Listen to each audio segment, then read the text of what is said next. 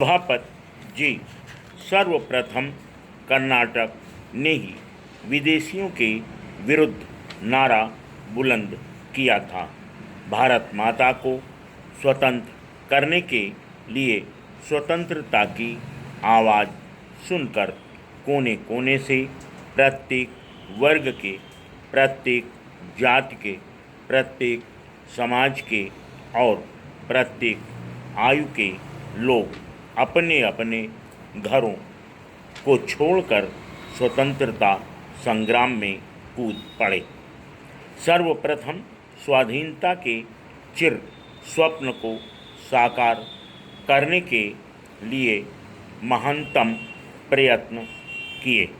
राष्ट्रभक्त पुरुषों और स्त्रियों द्वारा जननी जन्मभूमि को विदेशी शासकों की दास्ता से मुक्त दिलाने के सद प्रयत्न होने लगे।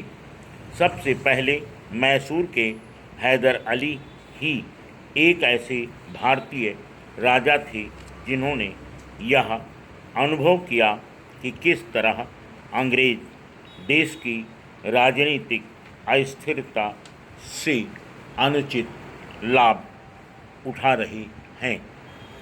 वह भावी विपत्ति को पहचानकर खतरे का सामना करने के लिए तैयार हुए।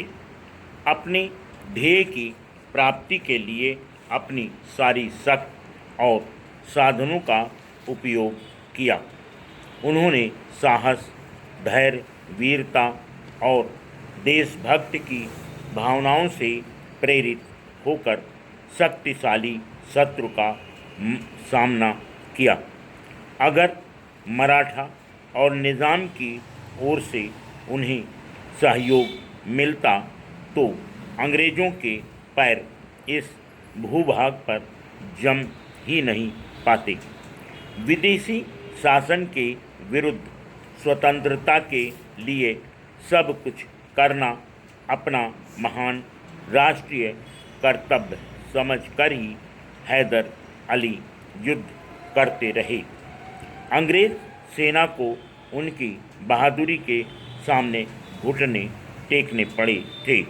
उन्होंने जन समुदाय को संगठित करके अंग्रेज़ों का सशस्त्र मुकाबला किया।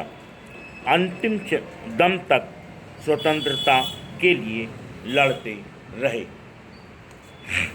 हैदर अली के बाद उनके पुत्र टीपू सुल्तान ने भी पिता की नीति से प्रेरित होकर साम्राज्यवादी अंग्रेज़ों के विरुद्ध संग्राम करने के लिए देसी राजाओं से संधि करना राष्ट्रीय हित समझा था।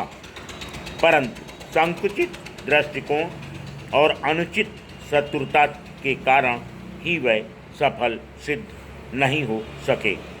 टीपू सुल्तान अंग्रेज़ों के लिए भयानक स्वप्न हुए थे। सेना का अनुशासन, शासन की सुचारुता और अद्भुत शक्ति वह अंग्रेज़ों को देश के बाहर करने का दृढ़ विश्वास पैदा किया था। तत्कालीन राजनीतिक परिस्थितियां अनिश्चित थीं।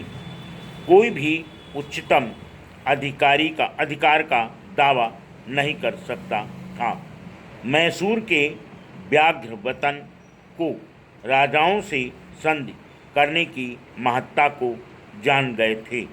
पूर्ण सहयोग प्राप्त करने का भी प्रयत्न करते रहे। टीपू ने मराठाओं के साथ युद्ध टालने का प्रयत्न किया। नाना साहब समझ नहीं पाए कि उनके असली दुश्मन टीपू नहीं बल्कि अंग्रेज हैं। उन्होंने इसे तब अनुभव किया जबकि उनका अंत हुआ।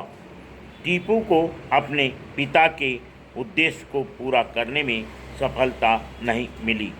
वह अंग्रेज़ों के साथ युद्ध करना मात्र जानता था, पर किसी नवीन मार्ग को खोज निकालने का बुद्धि कौशल जानता नहीं था। उसकी भावनाएं अच्छी थीं, विजय प्राप्त करने तक विश्राम न करने की उन्होंने घोर प्रतिज्ञा की थी। वह शेर की तरह 2 दिन ही जीना चाहता था। उन्हें बकरी बनकर 2000 सालों तक जीवित रहना पसंद नहीं था। Full stop.